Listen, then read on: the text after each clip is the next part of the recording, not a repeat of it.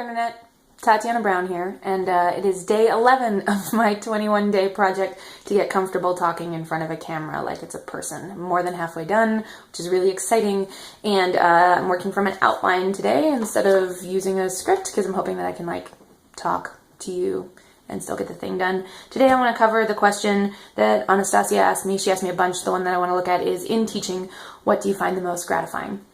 And first I want to say, I think teaching and being able to, some kind of service work, I don't know if that has to be teaching for everybody who's a touring poet, but I think some kind of service work while you're on tour is a really important thing, because being on tour as a performer, particularly as a poet, but I think in a lot of ways being on tour is a very self-involved experience, and it's really important to remember, especially as an artist and creator, that the thing that we do, what the world that we're part of, is so much bigger than just the thing that we do. And for me, when I'm on tour, I'm alternating between being in front of crowds that are really excited about poems and cheering and loud, and seeing people I haven't seen in a really long time that I care about, who are all in different parts of the world, and then being completely anonymous on mass transit, and I'm the only constant in my life, and that's that can get you unmoored from the world pretty quickly.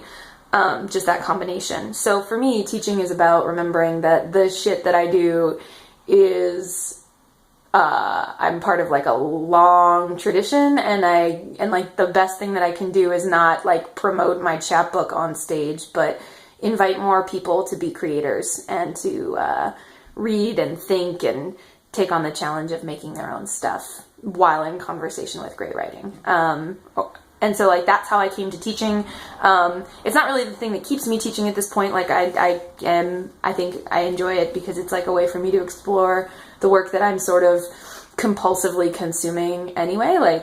Most of what I teach is the stuff that I can't stop thinking about, which is, I think, a pretty lucky, that's how you know you've got a cool job. But that also means that I get to pull the hood up, pop the hood on the machinations and the mechanisms inside things that I love, and explore them with people. And there are two big things that I find super gratifying about that process, aside from remembering my size and scale. And the first is setting somebody up for the opportunity of discovery. And I think that's an important thing to note, that that's what teaching really is. It's not telling people rote facts or lecturing about what they should or shouldn't do. It's you don't have to be didactic in order to educate. What I do is I like asking a couple questions, pointing out a couple things, and then asking people what they think about it. And there have been moments for me as an educator, I remember the first time, one of my favorites was I had a bunch of time for this workshop, so we did 2.5 hours of just critical analysis with this group of high school girls in Portland, Maine, who had never had a chance to really sit down with a poem and analyze it before. And so I brought a bunch of my favorite poems, and I showed them a couple ways that I like to start thinking about poems. And then watching this young woman, I think she was 16 or 17 at the time. We were reading Song by Bridget Pegeen Kelly, which is a poem that I still am obsessed with. And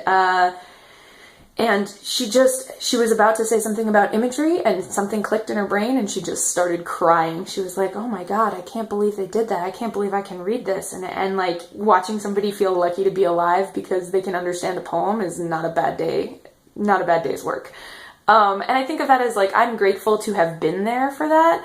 I don't think of that as yeah, I made that. And I think that's an important thing to note too as an educator. And the last thing that I want to say, I find probably equally as gratifying, possibly more, is watching students teach me things, show me new perspectives. So you sit down to talk about a poem, and the response that your student has, because they have a different lived experience, they have a different perspective, they've just not had to be thinking about poems in the ways that you're thinking about poems all the time, or that I'm thinking about poems all the time.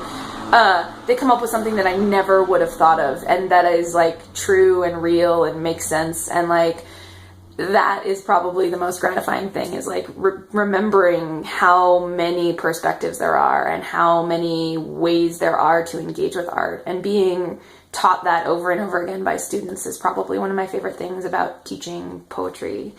The last thing that I want to say, and then I'm done, is I was going to say a thing about novices, but I'm going to actually leave that to another video because I think I can actually talk about that in 2 minutes. Thanks for listening. I'm probably going to make another one of these tomorrow. Have a good day. Oh, and leave me subjects if you want to see me talk about things. Thanks. Bye.